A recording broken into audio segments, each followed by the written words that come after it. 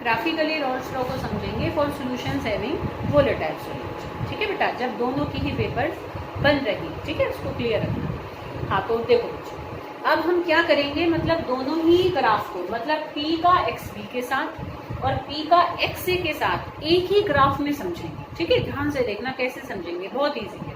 ठीक है, मैंने तुम्हें पहले भी कहा था बेटा कि अगर ग्राफ क्लियर नहीं है तो उनको बिल्कुल भी ड्रॉ करने की जरूरत नहीं है कॉपी में।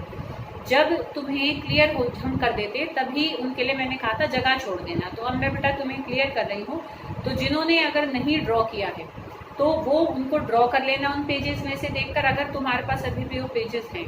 अगर नहीं है बेटा तो प्लीज़ मुझे बता देना, मैं तुम्हें दोबारा से पिक भेज दूंगी, नहीं तो तुम यहाँ वीडियो में से भी देख सकते हो।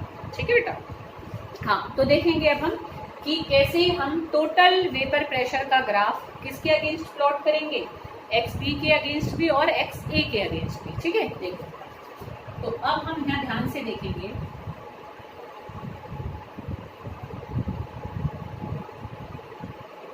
देखो y एक्सिस पर हम किसको प्लॉट कर रहे हैं, y एक्सिस पर हम ले रहे हैं यहाँ पर टोटल प्रेशर, उसको वेपर प्रेशर भी लिख सकते हो या ऐसे हम टोटल मतलब P भी लिख सकते हैं, क्योंकि यहाँ पर हमारे पास इक्वेशन में P है ना।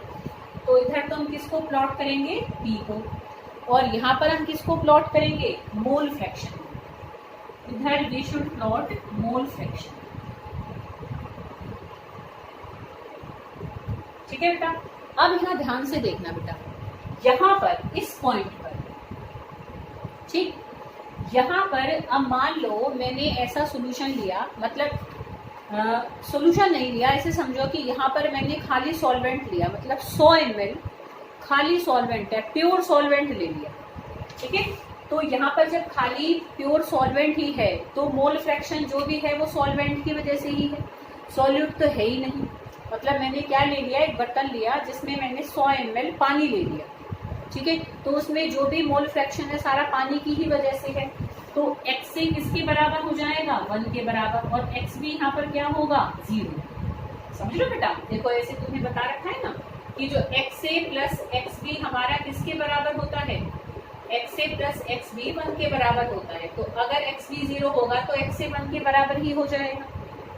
ठीक है, तो अगर यहाँ पर मैंने क्या ले लिया, 100 ml प्योर सॉल्वेंट ले लिया, तो जो भी मोल फ्रैक्शन है वो A की ही वजह से है, B की वजह से जो भी मोल फ्रैक्शन है वो कैसा है, मतलब है ही नहीं, क्योंकि B अभी है ही नहीं। अब हमने नेक्स्ट सॉल्यूशन बनाया, उसमें बेटा क्या करा कि 90 ml तो A ले लिया और उसमें 10 ml हमने सोल्यूट मिला दिया। आई बेटा बात समझ में। अब जो अगला हमने सॉल्यूशन लिया, पहले तो क्या ले लिया, हम हर बार 100 ml ही लेकर चलेंगे, पर उस 100 ml में हम क्या है, रेशो चेंज करेंगे। ठीक है, जब हम ग्राफ प्लॉट करेंगे यहाँ पर, ताकि मोल फ्रैक्शन वेरी करे। पहले खाली क्या है, प्योर सॉल्वेंट है। अच्छा, जब खाली ही सॉल्वेंट है तो जो वेपर प्रेशर होगा वो भी प्योर सॉल्वेंट का ही होगा। तो इस पॉइंट पर जो भी वेपर प्रेशर आएगा, ठीक है, वो हमारा किसकी वजह से होगा, A की ही वजह से होगा। तो वो वैल्यू क्या होगी, P0 A हो जाएगी। आ रही बेटा बात समझ में कि जब यहाँ पर खाली XA है, XB है ही नहीं, तो वेपर्स भी खाली A की ही बन रही है, तो जो भी वेपर प्रेशर होगा वो A की वजह से होगा। तो प्योर स्टेट के A के वेपर प्रेशर को किससे डिनोट करते हैं, P0 A से। तो ये वेपर प्रेशर तो हुआ A का। अब हमने अगला सॉल्यूशन जो बनाया उसमें क्या करा, हमने 90 ml तो A ले लिया, 10 ml उसमें सॉल्यूट डाल दिया। ठीक है, तो अब सॉल्वेंट थोड़ा सा कम हो गया और सॉल्यूट थोड़ा सा आ गया, समझ रहे हो। तो अब जो वेपर प्रेशर हमारा आएगा, A का वेपर प्रेशर अब जो आएगा वो B के साथ आया, तो जब B के साथ उसका वेपर प्रेशर आएगा तो अब वो PA हो जाएगा। समझ रहे बेटा बात को। ठीक है, तो इस पॉइंट पर जो वेपर प्रेशर होगा इससे थोड़ा कम होगा A का, क्योंकि A की अमाउंट कम हो गई है। ठीक है, तो यहाँ पर एक मान लो वेपर प्रेशर का हमें एक पॉइंट मिला, किसका, A का मिला B के साथ, तो वो क्या होगा, PA हो जाएगा। ठीक है, अब हम धीरे धीरे यहाँ क्या करेंगे, यहाँ तक जब पहुंचेंगे तो हम धीरे धीरे A को कम करते जाएंगे, B को बढ़ाते जाएंगे। 80 ml लिया A, 20 ml B कर दिया, फिर 70 ml लिया A, 20 ml B कर दिया। तो धीरे धीरे धीरे A को तो कम करते जाएंगे और B को बढ़ाते जा रहे हैं। तो जब A को हम कम करते जा रहे हैं तो A का वेपर प्रेशर भी कम होता जाएगा। और देखो इस तरीके से फिर A का एक वेपर प्रेशर कर्व आएगा। कैसे आएगा देखो बेटा, इस तरीके से कि भाई धीरे धीरे ए की अमाउंट हम कम कर रहे हैं तो ए का वेपर प्रेशर भी कम होता जाएगा और इस पॉइंट पर पहुंच पर हम क्या करेंगे, इस पॉइंट पर हमारा ए हो गया 0, ठीक है। ए यहाँ से हमने 100 लेकर शुरू करा, 10 कम करते गए और बी को 10 बढ़ाते गए, तो इस वाले पॉइंट पर क्या होगा, एक्स ए तो हो जाएगा 0 और एक्स बी क्या हो जाएगा 1, ठीक है। धीरे धीरे एक्स भी हमने 10, 20, 30, 40, 50 करते करते एक्स भी यहाँ पर हमने 100 ml कर दिया और एक्स से क्या हो गया 0, ठीक है। तो इस वाले पॉइंट पर देखो बेटा, अगर मैं ग्राफ को फिर यहाँ से भी देखूं तो इस वाले पॉइंट पर जो वेपर प्रेशर हमारा होगा वो प्योर किसका होगा, बी का होगा। तो बी का जो वेपर प्रेशर होगा, मान लो प्योर उसका यहाँ आया, ठीक है, तो वो क्या हो जाएगा पी नॉट बी। आ रही बेटा कुछ बात समझ में, ठीक है, कि ए का वेपर प्रेशर यहाँ पर प्योर था क्योंकि यहाँ पर खाली ए था। धीरे धीरे हम ए को क्या करते चले गए, कम करते चले गए, तो ए का वेपर प्रेशर भी क्या होता जाएगा, कम होता जाएगा। यहाँ ए खत्म ही हो गया तो ए का वेपर प्रेशर 0 हो जाएगा। अब ध्यान से ग्राफ को अगर ऐसे देखो तो ऐसे बी धीरे धीरे कम हो रहा है, तो बी का यहाँ पर सबसे ज्यादा वेपर प्रेशर है क्योंकि बी यहाँ पर प्योर है। अगर हम ऐसे देखें तो बी इधर कम हो रहा है, अगर बी इधर बढ़ रहा है तो बी इधर कम हो रहा है। तो बी का अगर मैं वेपर प्रेशर देखूं ए के साथ तो धीरे धीरे देखो क्योंकि बी कम हो रहा है तो बी का वेपर प्रेशर यहाँ पर ऐसे धीरे धीरे धीरे कम होकर यहाँ पर बी का वेपर प्रेशर यहाँ पर 0 हो जाएगा।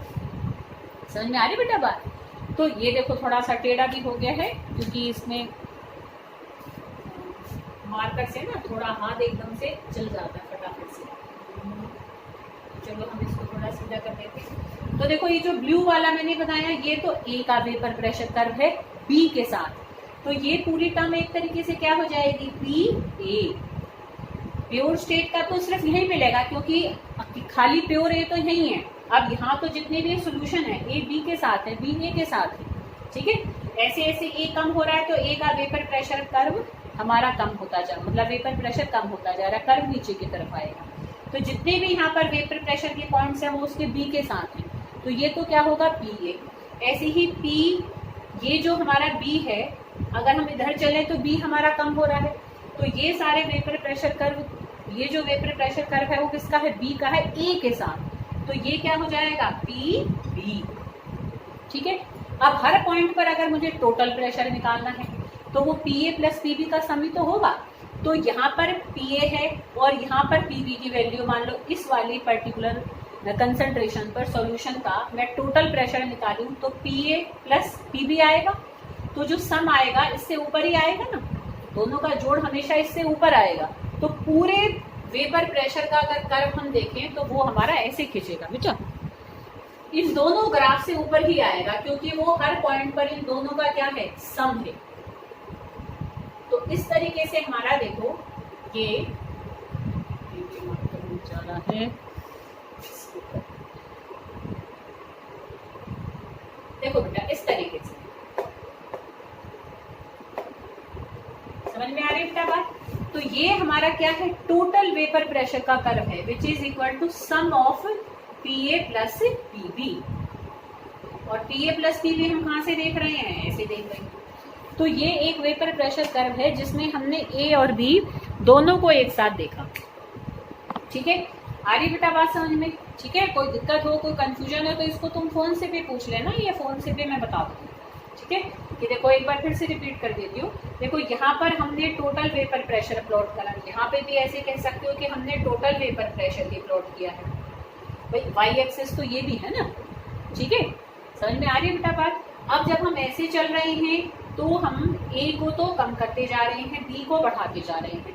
यहाँ प्योर ए है, यहाँ प्योर बी है, तो यहाँ क्योंकि खाली ए ही है तो जो वेपर्स हैं वो खाली ए की ही वजह से है, तो वो हमारा ए की प्योर स्टेट का वेपर प्रेशर इस पॉइंट पर मिलेगा, यहाँ बी का प्योर स्टेट का वेपर प्रेशर मिलेगा। बीच में हमें ए और बी दोनों का मिलेगा, ए का वेपर प्रेशर कर्व ये है और बी का वेपर प्रेशर कर्व ये है, और टोटल भी हमारा हर पॉइंट पर P A plus P B होगा तो इसलिए ग्राफ उससे ऊपर ही आएगा।